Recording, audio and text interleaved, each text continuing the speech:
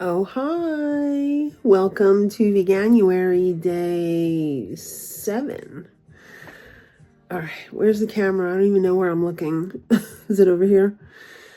You thought I was lying or joking, I'm sure, but it is 3:19 a.m.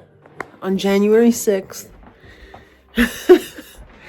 I'm going to be going to bed in 10 minutes or so because that's all this recipe takes, really. And I get up at 6, and then first thing that I do when I get up is turn on the oven to cook the bread. So, very simple recipe. There's only 1, 2, 3, 4, 5 ingredients. And I remember I did this video on my Vlogmas videos for December on the Mad Rose D Vlogs channel. But I forgot that I never did it on this channel. So I figured, hey, let me sneak this in here, get ahead of the curve a little bit, give myself a little cushion, even though it's not from a cookbook, it's from this cookbook. And I'll show you how easy it is for you to have fresh bread every day.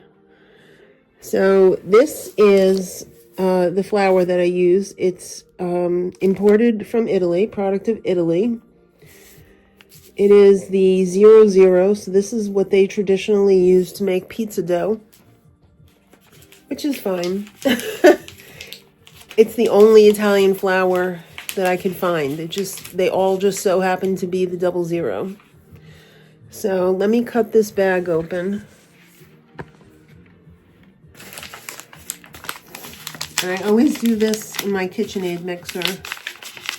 It's always just ready to go. I don't even wash it because the flour, when it dries, just falls off. And it's fine. Nobody's ever gotten sick or anything. So let me just dump this in the KitchenAid mixer over here. Let's see. Yeah, there's the mixer right there.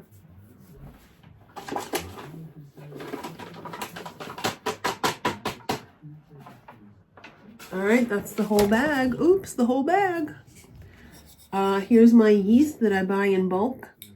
I would say if you don't buy your yeast in bulk, I would do 1 to 2 packets of yeast. You know, the instant rise, whatever, quick rapid rise. So I'm just going to dump in what I think is about a tablespoon. Shawnee, you gotta shut down. It's bedtime. And then salt. I usually do the Himalayan pink sea salt. I'm gonna do about a half a tablespoon.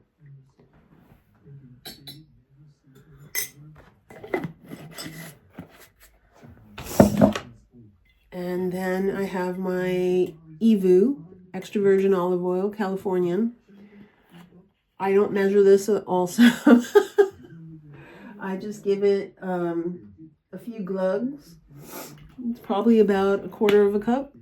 I mean, it's going to make 12 bagels, so it's about a quarter of a cup. And then here's my water, which I also don't measure.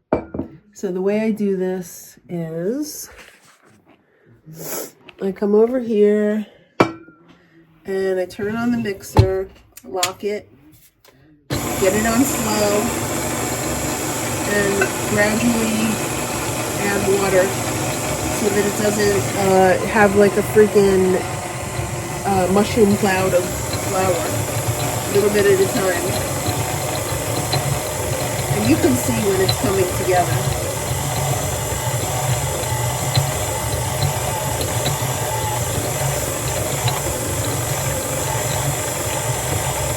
Had about 800 milliliters in here to begin with, so let's see how much it's going to take.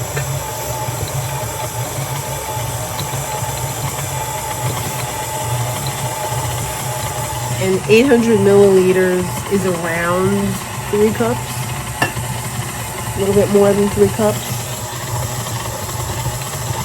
You can see it's really coming together here. The trick is we don't want it too wet and we don't want it too dry. So this is looking like it's going to shape up pretty nicely. Maybe just a little bit more. Once all of the flour gets incorporated on the bottom, we're going to turn up the speed a notch. A little bit more. All right, now we're ready to turn it up.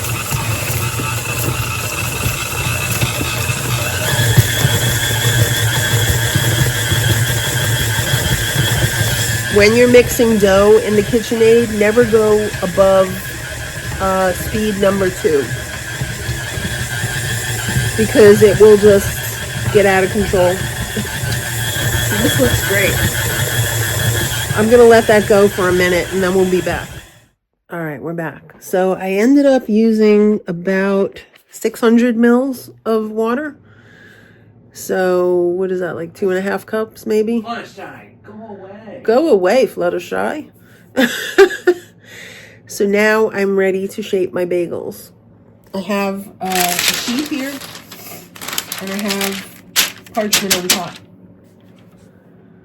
This pan is the perfect size to do 12 bagels. So I'm going to get my dough out of the machine. All right, so this is all of the dough. I like to work it a little bit. See, it's kind of sticky, but it's like not too sticky. We don't want it too dry because then it's not going to rise enough. So what I do basically is I make it into a thick rope. And I keep switching back and forth. And I know by now how, whoops. I know how much to pull off with my hand because it's my hand size.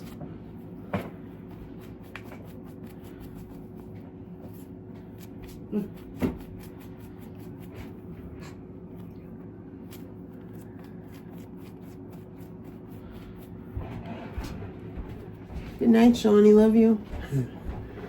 So here's another one. Don't worry if it sticks too much on your hand. When you roll out the bagels, it's all going to come off.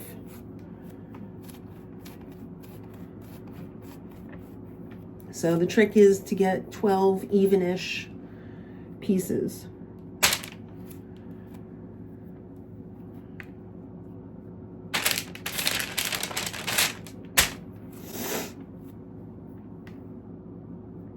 This one's a little big. There.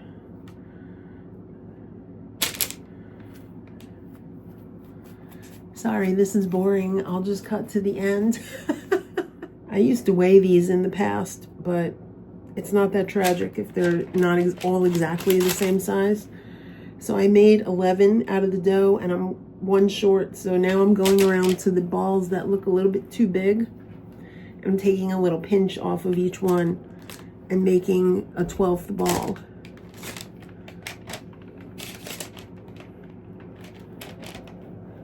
Okay, so I have my 12 balls. So then I shape each of the 12 balls. So here's the dough. First I make it into a ball. And try and get all the stuff off of your hands. So you got the ball, and then you squeeze it in the middle to make like a donut, and then you stick your two index fingers in there, and you get a bagel shape. Then you put that down on the pan, and you keep going with each of the 12 balls until you've shaped all of the bagel shapes. And you can also put seasoning on at this point as well. For every day, I don't usually do the brushing with the water and the baking soda to make it shiny, because who cares? I couldn't be bothered with that. I'll show you what happens when I'm finished shaping all of the bagels. All right, me. I finished shaping my 12 bagels. Then I like to go back and just press them down a little bit, because these are going to rise quite a bit. They're going to be proofing in the oven for about 3 hours, almost 3 hours. So if you don't do this, then they're going to be like too puffy. So I like to do that, and it makes them bigger too. And then you're almost done. The only other thing left to do is open the oven. And we're proofing them in a cold oven, because if you put them in a warm oven, they would be huge. They would be spilling off the pan. So we'll see you guys at 6 a.m. All right, it's 6:06. Oh, good morning.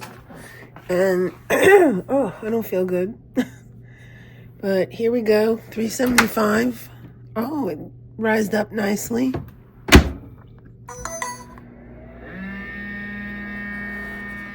Once that comes, sorry, I just got up. Once that comes to temperature, it's probably going to be about 10 to 15 minutes after it gets to 375. All right, here we go. It came out after 16 minutes and looking perfect as usual. Sorry, I don't feel good today. I have a cold. But I want to thank everybody for watching. I hope you give it a try. It's super simple. I do it 2 to 3 times a week, and nobody ever complains. So thanks for watching day 7. We'll be back for day 8 tomorrow. And until then, much love.